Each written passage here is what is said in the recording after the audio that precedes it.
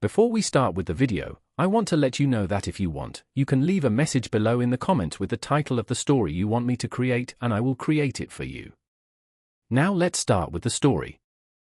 The twin moons of Aloria hung heavy in the velvet sky, their light casting a silver glow across the lush city of Lethra. The streets were quiet, paved with ancient stones that had borne the weight of millennia of peaceful existence. Aloria was a world of unmatched beauty, its landscapes teeming with vibrant flora, its mountains adorned with shimmering crystals, and its seas glowing under the reflected light of distant stars.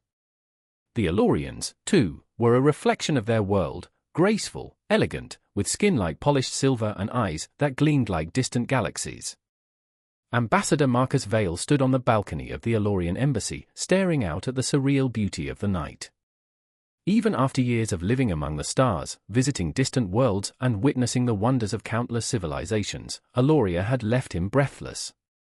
The air itself seemed to hum with the energy of the planet, and the people, particularly one, had captivated him in ways he hadn't anticipated. Liara, a renowned artist and member of the Alorian Advisory Council, was the epitome of her race's grace and intellect. Her long, silver hair flowed like liquid light down her back, and her eyes, deep and luminous, held a wisdom that had drawn Marcus in from the moment they met. What had started as a series of diplomatic meetings and cultural exchanges had evolved into something deeper, something neither of them had intended.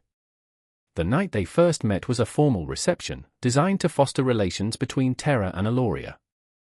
Marcus, always the diplomat, had been mingling with Alorian officials when Liara approached him, her presence commanding attention without effort. "Ambassador Vale," she had said, her voice a melodic hum. "I would hear more about Terra, if you would indulge me." What began as a conversation about politics, trade, and philosophy quickly became a personal exchange, with the two sharing their thoughts about their worlds, their lives, and their hopes for the future.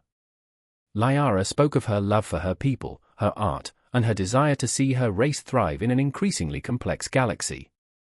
Marcus, in turn, shared his experiences as a Terran diplomat, navigating the challenges of representing a once warrior race now known for its commitment to peace. Over time, those conversations deepened. They spent long evenings under the moons, talking late into the night, their words weaving a bridge between their worlds.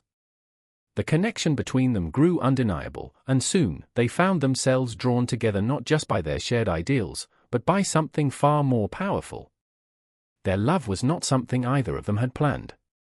For Marcus, it was a conflict of duty and desire. He was a diplomat, bound by the responsibilities of his role, and yet, the pull he felt toward Liara was unlike anything he had ever experienced. For Liara, it was a breaking of tradition. Alorians were a proud people, rarely mingling with outsiders beyond the realms of politics or commerce. But with Marcus, she had found an intellectual equal, someone who saw her not as an idealized symbol of Alorian beauty, but as an individual. When they finally crossed the boundary between diplomacy and love, it was with a sense of inevitability. Beneath the silver light of the twin moons, they came together in an embrace that felt as if it had been written in the stars long before either of them had set foot on Aloria. 9 months later, their son, Solon, was born. Solon was a child of two worlds, Terran and Alorian. He inherited his father's strength and dark hair, but his mother's silvered skin and glowing eyes marked him as something unique. To Marcus, Solon was a miracle, a living embodiment of the bond between Terra and Aloria. But to the Alorians, he was an anomaly. Before Marcus could fully grasp the weight of what his relationship with Liara had brought into the world, duty called him away. A new assignment, deep in the galactic fringe, required his attention. Torn between his love for Liara and Solon, and his obligation to Terra, Marcus promised to return as soon as his mission was complete. As the years passed, however, Marcus's promises became distant echoes, and the reality of raising a half-Terran child on Aloria became more difficult than Liara had anticipated. Solon's early years were filled with the warmth and love of his mother, who saw in him the best of both her world and Marcus's. He was bright, inquisitive, and gifted with a talent for art that rivaled even Liara's. But as he grew older, it became clear that his differences set him apart in ways neither Liara nor Marcus could have predicted. Aloria was a world where perfection was celebrated. The Alorians prided themselves on their physical beauty, their refined intellect, and their cultural superiority. Solon, with his Terran blood, did not fit the mold. His body was stockier, his features less delicate than those of his peers, and though he was beautiful in his own right, it was not the ethereal beauty that Elorians valued so highly. At first, the differences were small, hardly noticeable. But as Solon grew, so did the whispers. His peers at school began to distance themselves from him, mocking his terrain features and calling him names. The teachers, though kind to his face, often treated him with a subtle disdain, as if his very presence was a blemish on the purity of their society. Lyra did everything she could to protect her son, but even her influence as an esteemed artist and advisor could not shield him from the prejudices of her people. Elorian society was steeped in tradition, and though they prided themselves on their diplomacy and intellect, they were not immune to the darker aspects of xenophobia. Solon, with his mixed heritage, was seen as a threat to their cultural purity. Never directly hostile, it made it clear that Solon's existence was problematic. They worried that if more interspecies children were born, it would dilute the essence of what it meant to be Elorian. Eloria must remain a beacon of perfection, one of the elders had said during a private meeting with Lyra. We cannot allow outside influences to compromise our people. Solon felt the weight of their judgment every day. The isolation, the taunts, the unspoken hostility, it all wore him down. He often asked his mother about Terra, about his father, wondering if life there would be different, if he would be accepted as one of them. Lyra spoke fondly of Marcus, telling Solon stories of his bravery and wisdom, but even she could not answer the question that burned in her son's heart: where did he truly belong? On Terra, Marcus had been receiving intermittent reports of his son's struggles through trusted contacts. Each message cut deeper than the last, filling him with a growing sense of helplessness. He had spent his entire career as a diplomat, navigating the complex webs of galactic politics, but when it came to his own family, he was powerless. Eventually, he could bear it no longer. Terra, a race long committed to peace, sent an official request to the Elorian Council. Solon Vale must be returned to Terra, where he could be raised free from persecution among those who would embrace him as one of their own. The Elorian response was swift and decisive: no. Solon was born on Elorian soil, and as far as the Council was concerned, he belonged to them. Terra's interference in their internal matters was seen as a violation of sovereignty, and they refused to even entertain the idea of sending Solon away. The Galactic Alliance, an organization created to maintain peace and order across the galaxy, watched in growing alarm as tensions between Terra and Eloria escalated. The Terrans, who had not engaged in warfare for millennia, were now mobilizing their fleets, preparing for a conflict over a single child. To outsiders, it seemed an incomprehensible move. The Terrans had always been known for their diplomacy, their commitment to resolving conflicts through peaceful means. But behind the facade of pacifism lay a history that many had forgotten. The Terrans had not always been a peaceful race. Long before they had evolved into the galactic diplomats they were known as today, they had been a race forged in the fires of war. Marcus, standing before the Galactic Alliance, his voice filled with a resolve that none had expected from a Terran diplomat, laid bare the truth. Ladies and gentlemen, I stand before you today not only as a representative of humanity, but as a grieving father. For the past century, we Terrans have lived in peace, and perhaps in that time, the galaxy has forgotten something important: we evolved from predators. Our history is written in conflict, in blood, in the darkness of our own atrocities. And yet, we chose to turn away from that past, striving to live in harmony with the universe. But if you remember nothing else about us, remember this: we protect our own, and we protect the innocent.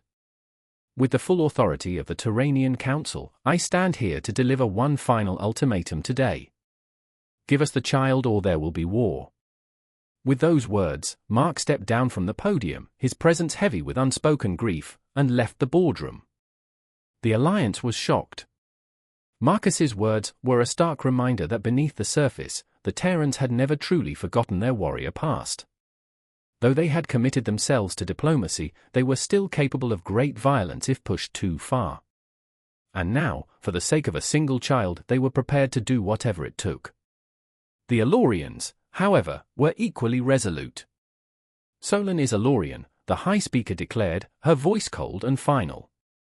His birthright is with us, and we will not be cowed by Terran threats.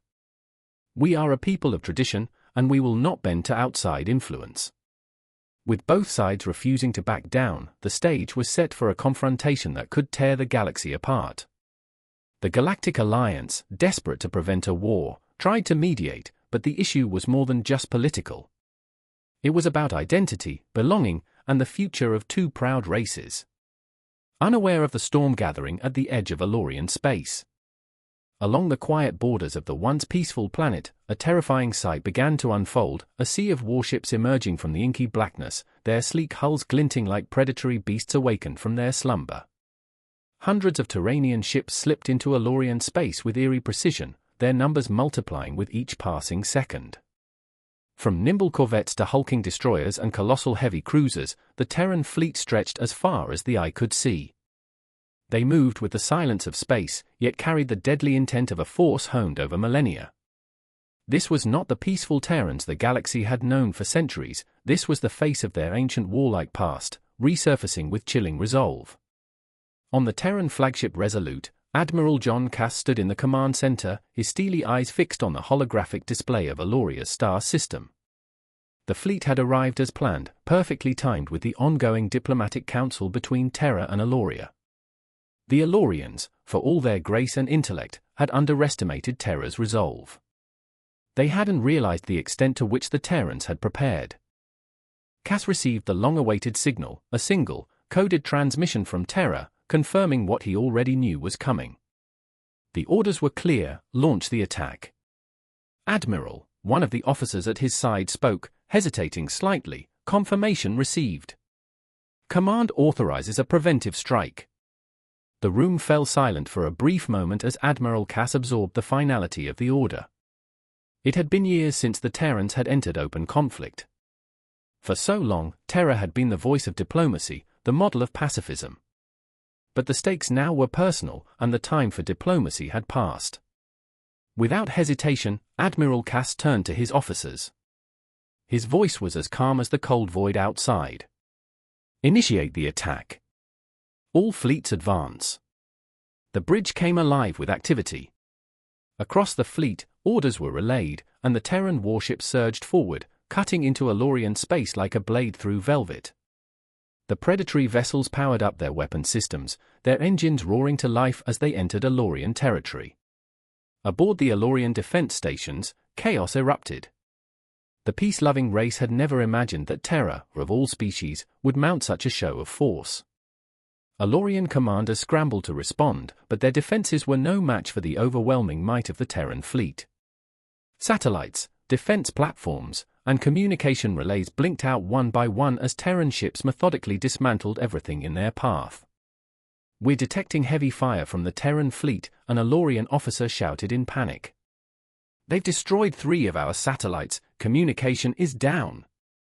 The alarms blared across the Alorian system, but it was too late. The Terran ships showed no mercy.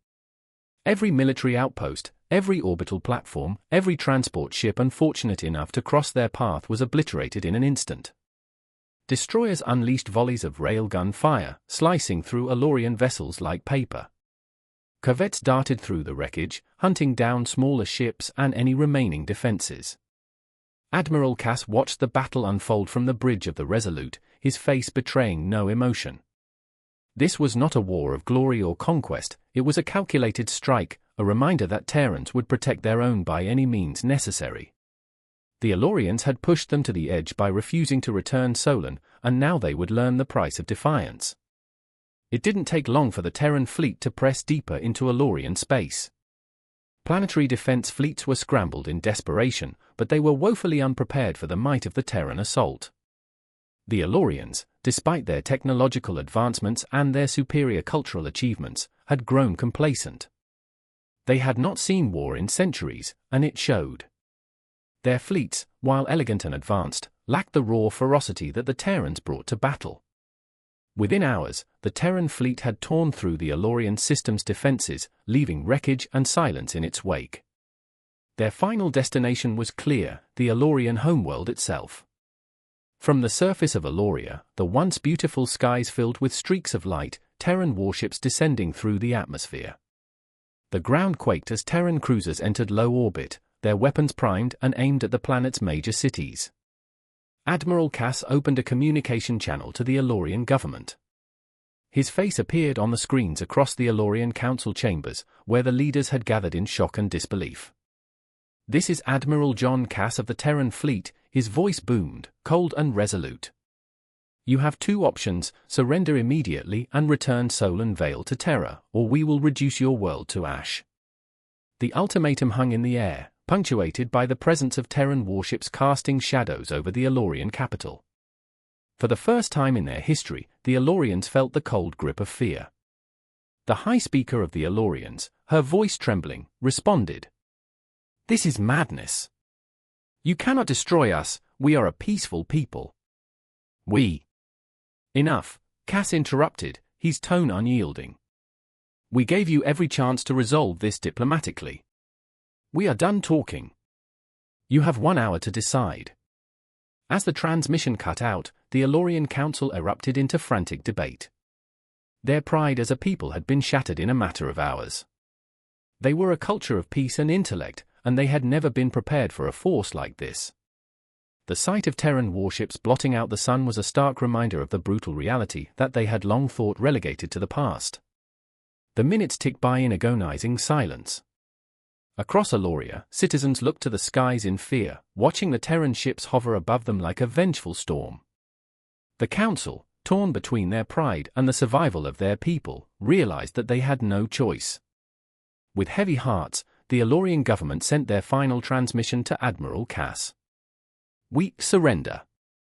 The words felt like poison in the mouths of the Elorian leaders, but they had no other option.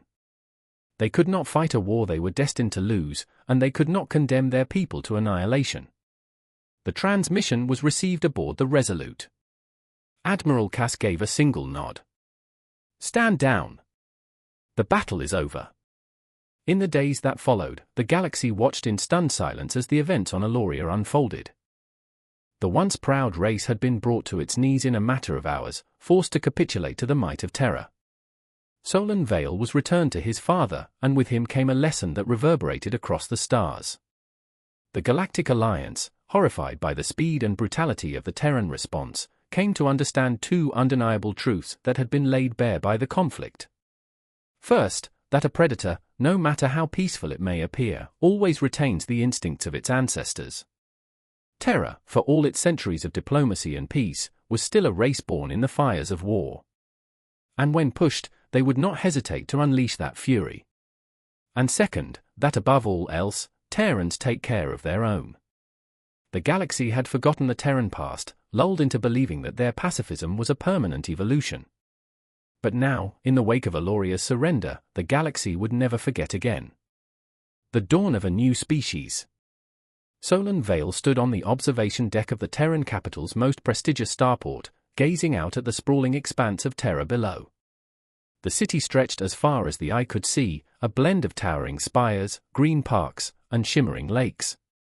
Above him, ships from across the galaxy came and went, each vessel representing the diversity and unity of the Terran people.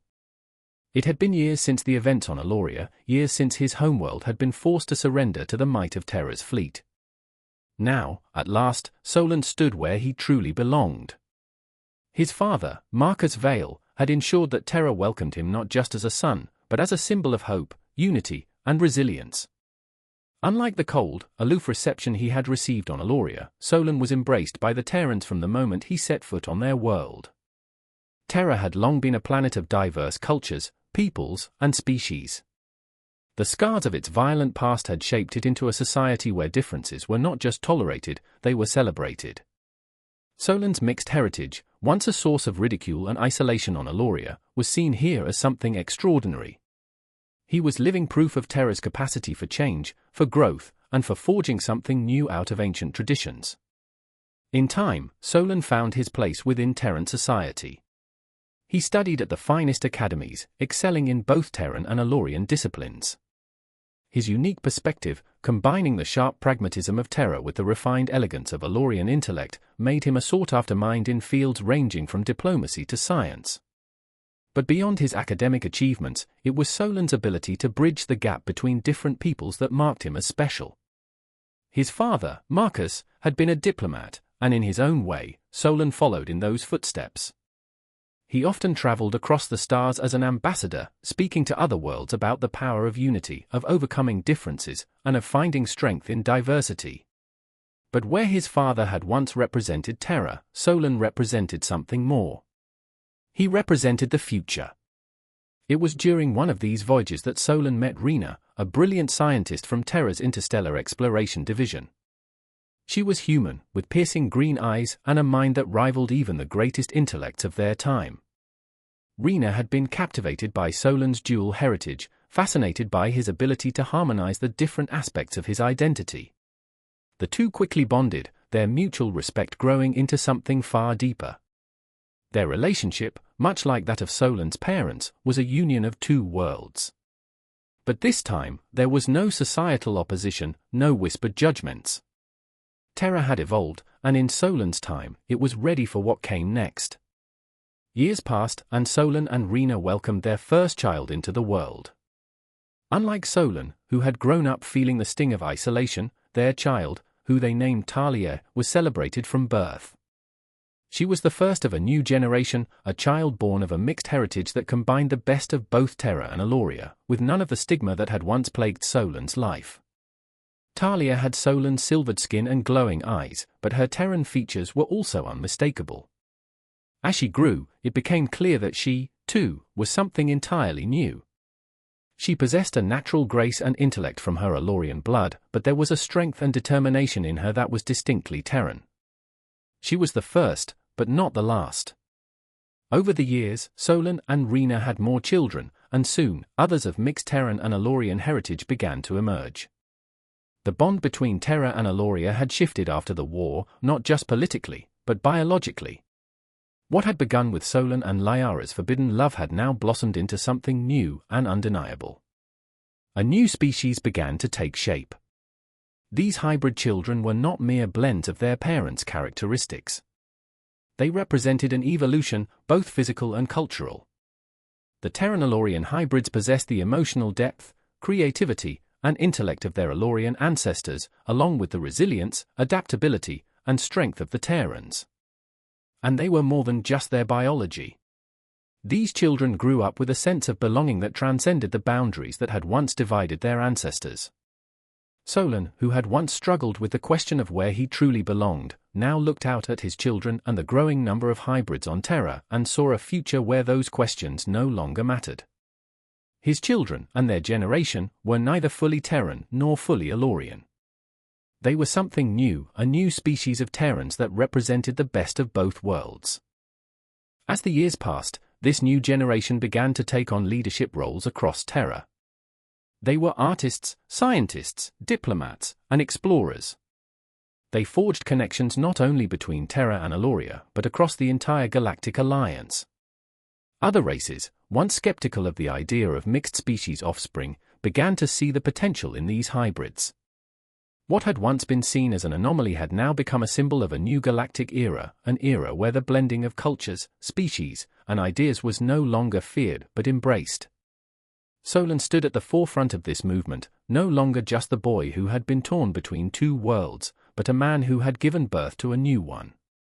His work with the Galactic Alliance brought together species from across the stars, his message of unity resonating far beyond the borders of Terra and Eloria. Through him, and through his children, the galaxy learned that there was strength in diversity, and that something greater could emerge from the merging of different peoples. And as he watched his children and grandchildren thrive in a world that had once rejected him, Solon understood something his father had always known: Terra would always take care of its own. But now, Terra's own includes more than just those born on its soil. It included all those who sought to belong, all those who carried with them the hope of a better, united future. The Terran-Elorian hybrids were no longer anomalies. They were the dawn of a new species, one that would carry the legacy of Terra's resilience and Eloria's wisdom into the stars. If you liked this video, please subscribe to my channel and press the like button. It helps me a lot. Thank you very much.